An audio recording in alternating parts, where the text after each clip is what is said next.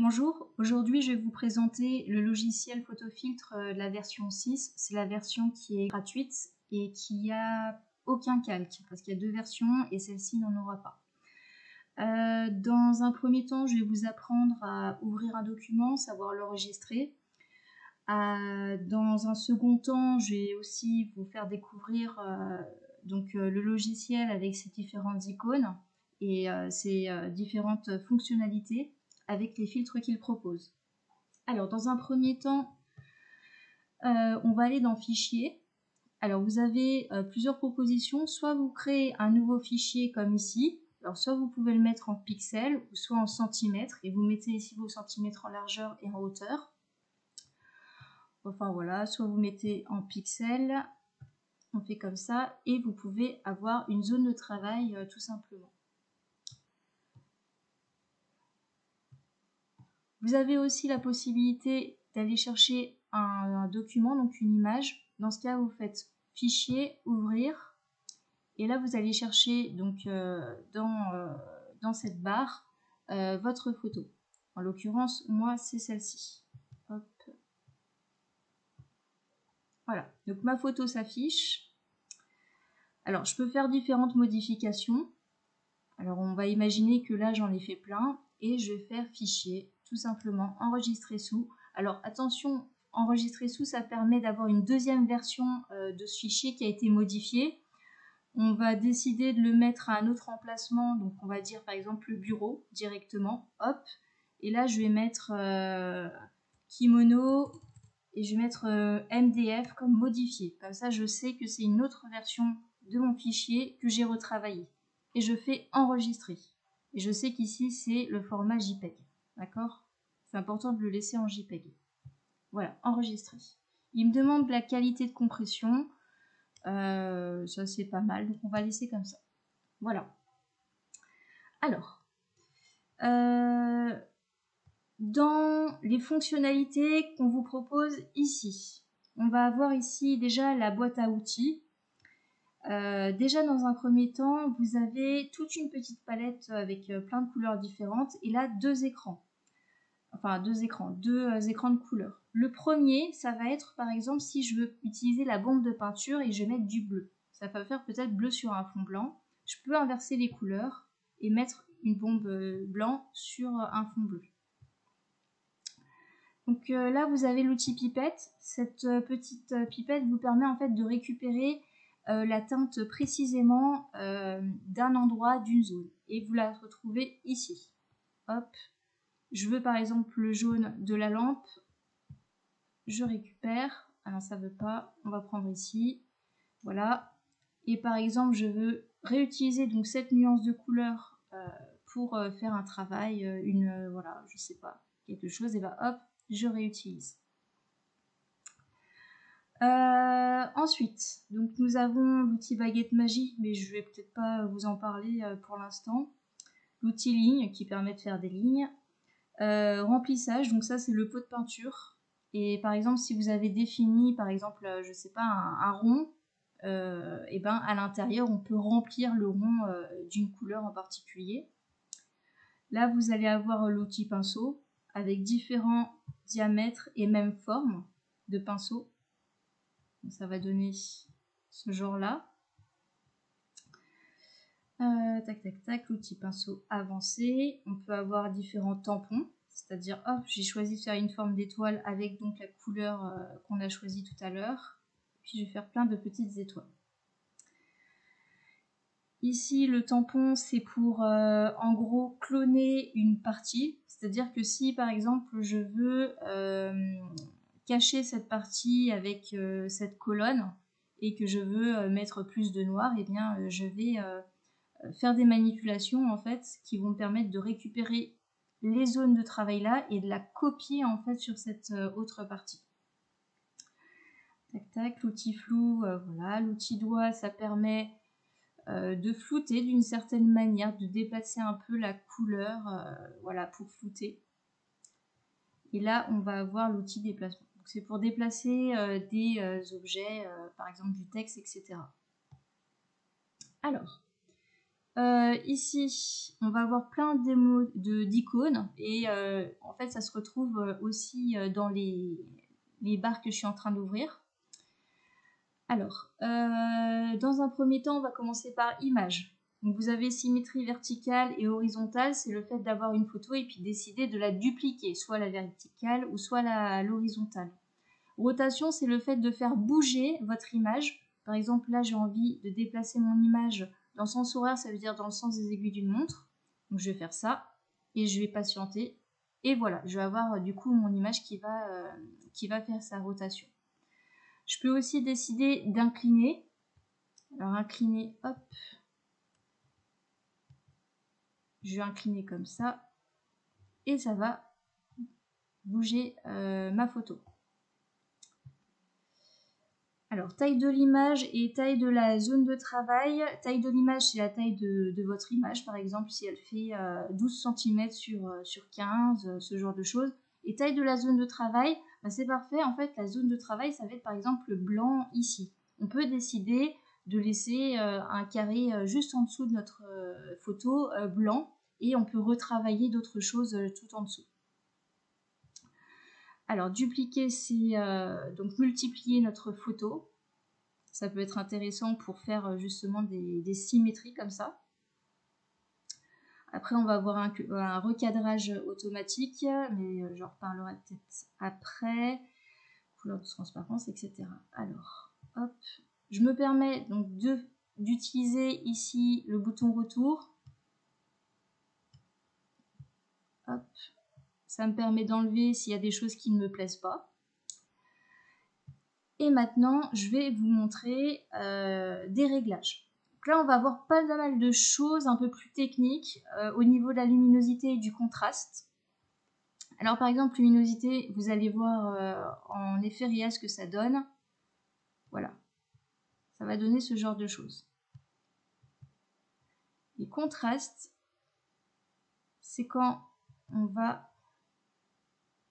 augmenter, saturer, entre guillemets, les couleurs. Donc j'annule ce que j'ai fait. Réglage. Teinte saturation. Alors teinte, ça va nous donner ce genre-là. Donc je le remets à 0. Du moins j'essaie. Et la saturation, là encore, c'est la saturation des couleurs, tout simplement. Hop, donc je fais annuler. Qu'est-ce qui pourrait vous être intéressant? Alors ça se fait automatiquement. On peut choisir par exemple de faire un contraste automatique. C'est le logiciel qui va s'en occuper tout seul. On peut aussi renforcer les tons sombres ou les tons clairs. Cette photo elle est plutôt sombre, donc on va essayer de l'éclaircir un petit peu. On peut d'ailleurs refaire plusieurs fois cette manipulation. Hop, vous voyez, ça a fait 2 fois. Pardon, je me trompe à chaque fois. Alors, ensuite, on va avoir les niveaux. Les niveaux, vous allez ici avoir les tons sombres et les tons clairs. C'est à vous, si vous souhaitez, retravailler comme ça les intensités à tester. Pour certaines photos, ça peut être intéressant. Je vous montre. Alors, hop, hop. On peut aussi inverser les rouges, les verts, les bleus, remplacer une couleur par une autre. Vous voyez, encore une fois, le petit symbole de la pipette. Bichromie, tramage, négatif. Négatif, ça peut être aussi intéressant. Et on peut avoir... Qu'est-ce qu'on pourrait avoir? Ouais. On peut aussi changer de couleur. Donc en gros, ça va reprendre votre photo et ça va la traduire en seulement dans 2 images. Donc par exemple, je vais choisir de faire du vert et du jaune, ça va me la traduire en seulement 2 couleurs. Voilà en somme pour l'ensemble des réglages. Je vais passer maintenant aux filtres. Alors ici, on va avoir plusieurs filtres différents. Ici, ça va venir flouter. Alors, on peut flouter la photo et puis on peut, là encore, en fait, répéter la même opération pour flouter de plus en plus. Hop, hop. Netteté, bon bah voilà, c'est pour rendre la photo de plus en plus nette. Je sais pas si vous voyez la différence. On la voit légèrement sur les motifs. Hop.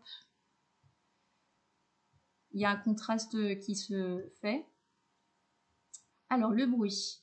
Quand on rajoute du bruit, c'est en gros des petits grains qui vont rendre d'une certaine manière moins nette votre photo. Et ça va donner...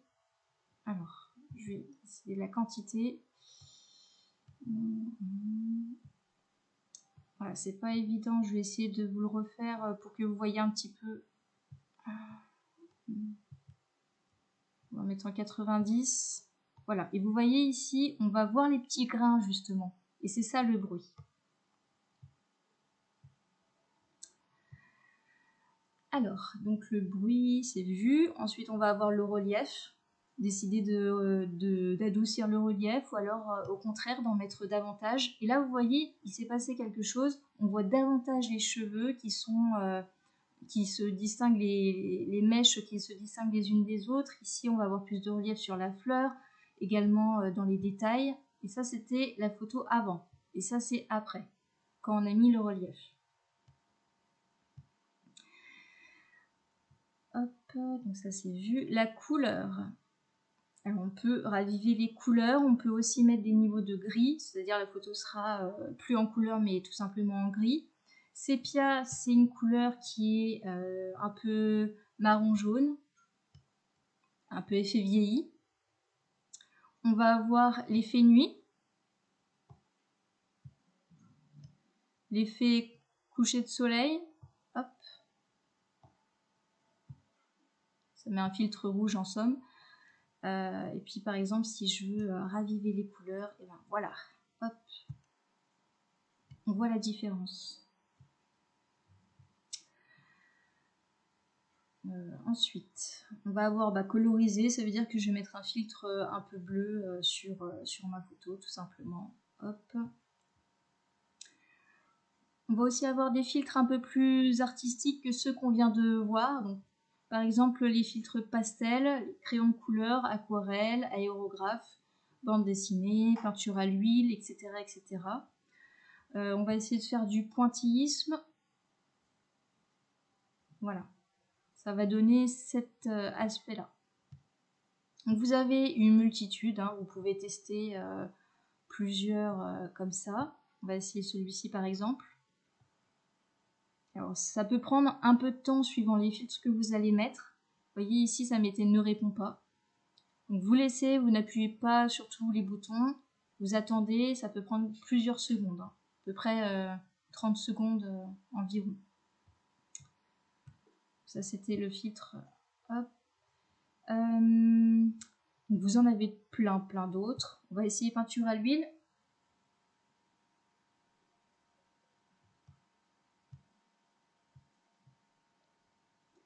Alors, effet d'optique. Ça, c'est pour avoir des flous, mais des flous à chaque fois différents. Là, on va avoir des flous de mouvement. Par exemple, on va mettre ce flou de diagonale. Vous voyez, hop, on a des traits dans le flou qui vont dans ce sens-là. Autre type de flou, le flou gaussien. On va décider de le mettre comme ça, hop. Lui qui est beaucoup plus général.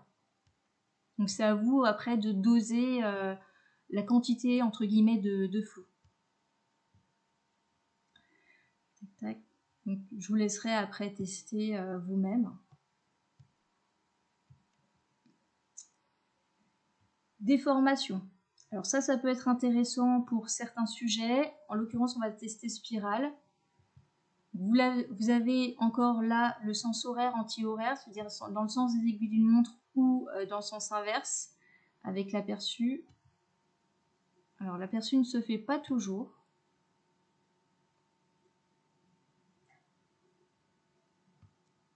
Et ça va donner ce genre de choses.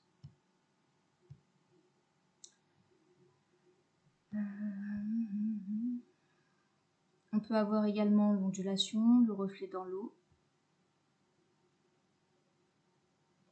Hop. Ça modifie à chaque fois votre photo. Esthétique, alors je vais vous montrer un petit peu ce que ça donne avec le puzzle par exemple. On va décider d'utiliser cette image comme si c'était en fait un puzzle. Et vous voyez, on peut encore décider de la grosseur des pièces de puzzle. On va tester un autre, le point de croix. On va essayer de faire des gros points de croix. Hop.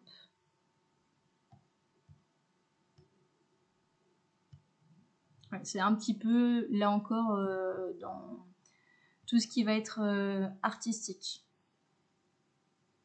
Vous avez là encore plein de choses à tester, hein. Vous pouvez tester de vous-même tout ça. Vieillir, donc ça c'est ce qu'on a retrouvé précédemment, noir et blanc, sépia, photo ancienne. C'est un petit peu à distinguer justement des deux précédents. Ça va donner ce genre-là. L'encadrement, c'est le fait d'avoir tout simplement un cadre qui va accompagner le contour de votre photo. Vous avez plusieurs possibilités, vous pouvez mettre un cadre simple, vous pouvez faire un effet 3D, des bords un peu en relief, etc. Aplatir, c'est encore un autre filtre. Alors on va essayer papier gaufré, ça va nous donner ce genre de choses. Ou encore estampage.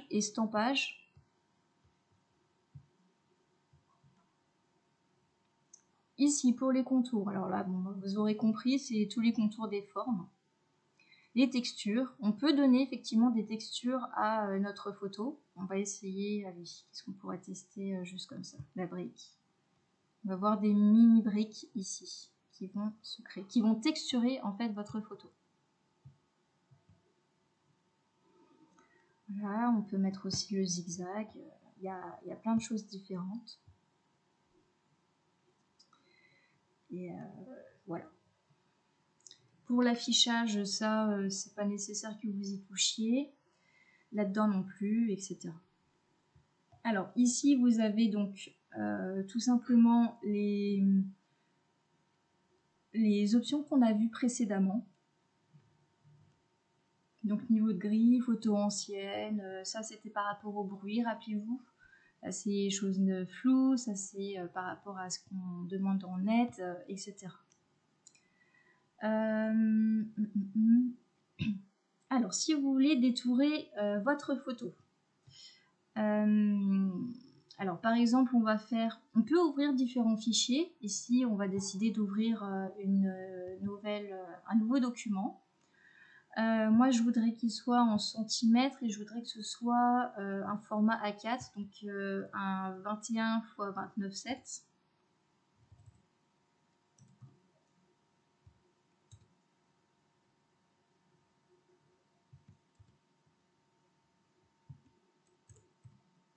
Voilà, 21 x 29,7, une résolution basique de 72, c'est donc la qualité si vous voulez. Et puis le fond, je peux le définir au tout début et puis je vais choisir allez, cette couleur-ci, hop, et donc va s'ouvrir mon fichier. Là, ce que je peux faire, donc, c'est utiliser certaines choses ici. Alors, vous avez le rectangle, c'est le fait de définir, hop, avec le curseur, une zone.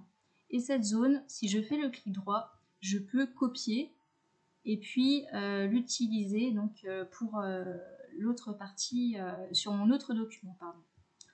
Je peux faire différentes formes. Là, par exemple, hop, je peux avoir un cercle. Je fais clic droit copier et puis je peux aller sur l'autre document et puis faire clic droit coller. Donc vous avez différentes formes, vous l'aurez compris. Alors le lasso, c'est pour détourer certaines parties. Alors c'est plus facile d'avoir un fond uni. Mais je vais plutôt vous montrer par rapport à cette photo que là nous avons, donc vu le contexte, le lasso polygonal. Alors le lasso ici, c'est on appuie une fois et ensuite on n'appuie plus et on dirige en fait donc le lasso en bougeant le curseur et après on vient fermer la forme. Et quand ça va fermer la forme, ça va devenir ici en pointillé et on aura sélectionné une partie de cette photo. Et là, après, on peut en faire ce qu'on veut, donc ajouter un filtre dessus, le copier, le coller, le dupliquer, etc. etc.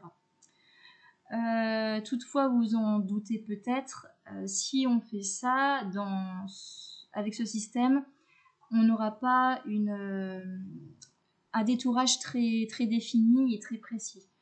Donc nous, on va peut-être partir plutôt sur le lasso polygonal. Et le lasso polygonal, il est un peu mieux. Alors là, par contre, il va falloir zoomer. Ici, je peux zoomer. Hop.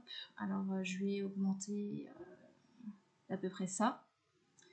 Et alors, je réappuie, parce que je pense que ça s'est enlevé.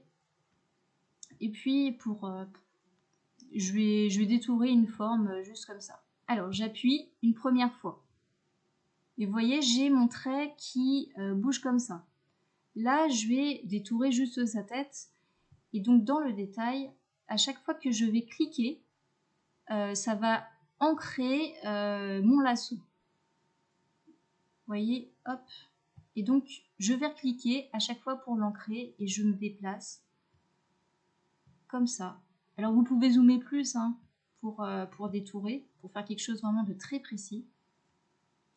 Nous, on va se dépêcher un petit peu. Hop, hop. Vous voyez, je clique, je déplace, je clique, je déplace.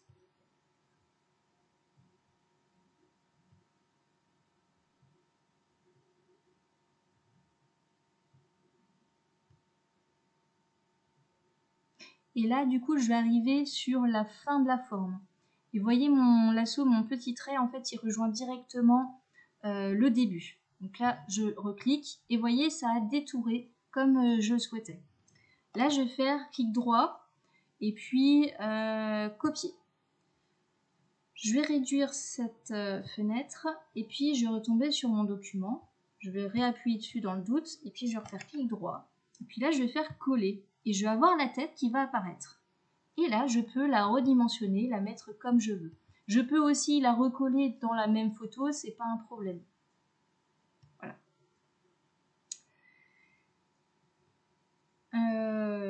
Eh bien, c'est fini pour moi. J'espère que ça a pu vous aider et je vous souhaite une bonne journée.